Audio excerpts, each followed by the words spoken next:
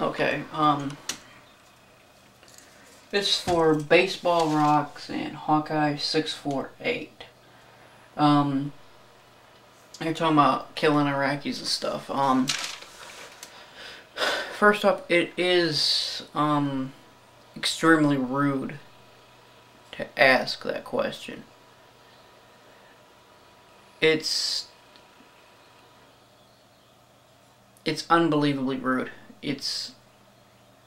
You don't know.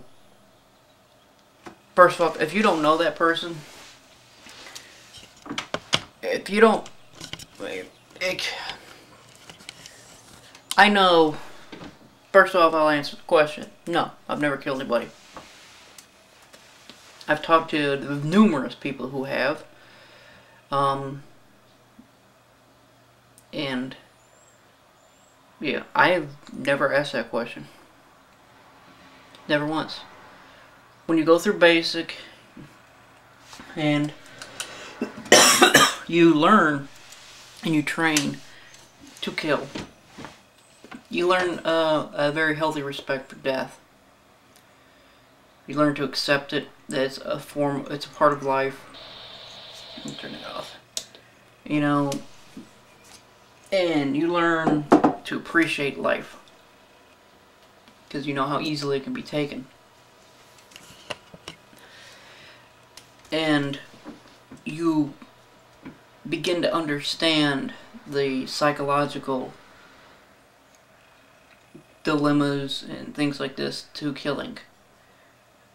Very, very few people can kill somebody and be perfectly fine with it and just go on about their daily business like there's nothing. The military teaches you, and a lot of law enforcement agencies teach you in training, to focus on the mission. To where if you do have to kill somebody, you're focused so much on the mission that you're going to carry it out before you're going to allow yourself to think about it. And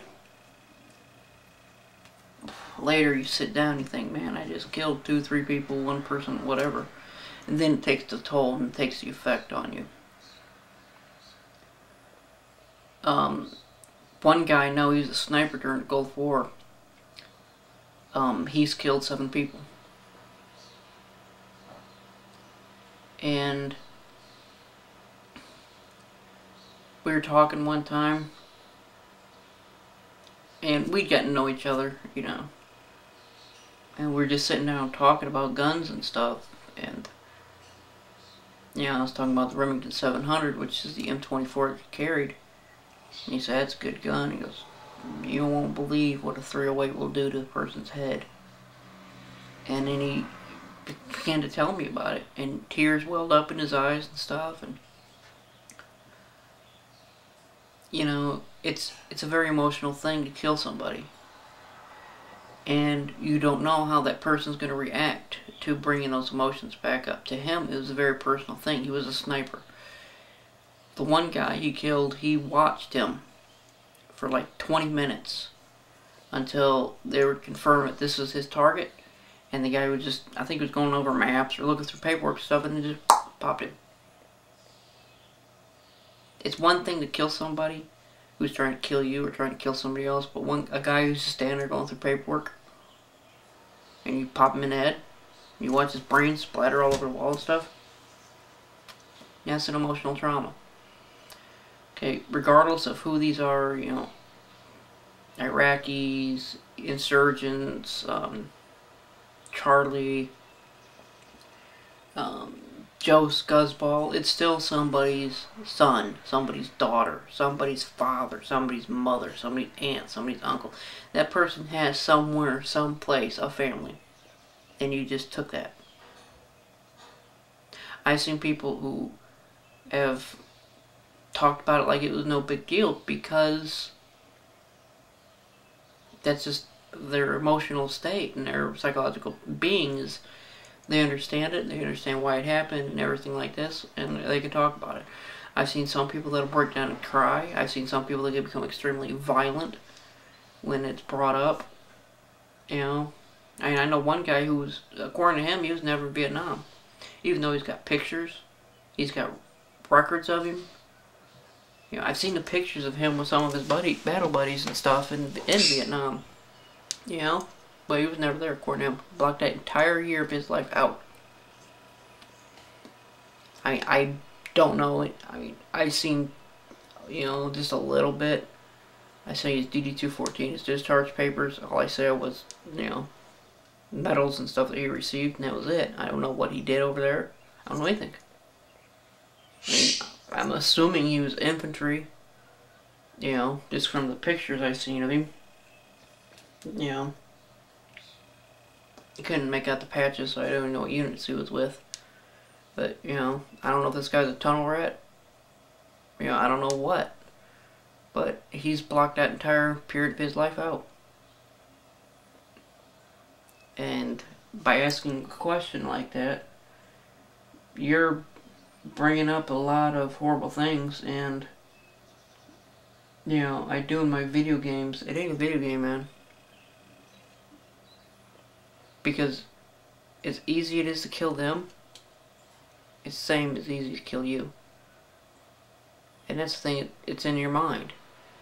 When you know, when you're strapping on your armor and stuff, at least I do. When I strap on my body armor at any point in time, you know, I'm putting on a ballistic vest with a hard plate in there so that other people can't shoot me. I'm putting on a ballistic helmet so people can't shoot me in the head.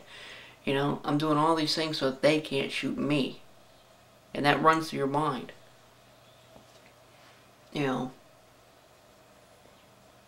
it's, I mean, every time I've heard this question, I've heard it lots of times, it sends a shudder through my spine that people have the, I don't know if I'd say intestinal fortitude or just pure insensitivity. I mean, little kids I understand because they don't, you know, they don't fully understand death and everything, but adults,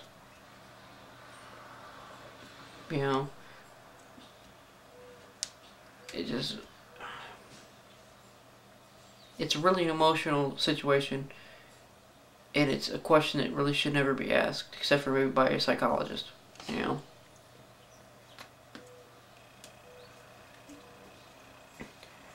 And of the people I've talked to, they have told me the experience with the killing and stuff, watching other people die, not a single one of them has ever told me this, looking me in the eyes. They've always looked through me. They're reliving that experience in their minds. And that's a really kind of odd feeling because they're telling you something and you're not even really in existence to them anymore.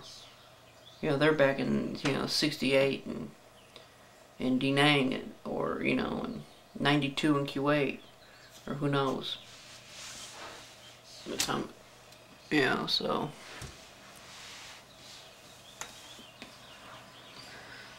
And it's funny because the response you gave is almost the same as everybody else's.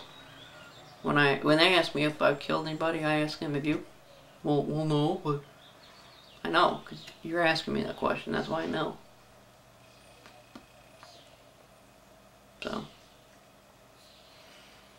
yeah, it's very rude. Just don't do it.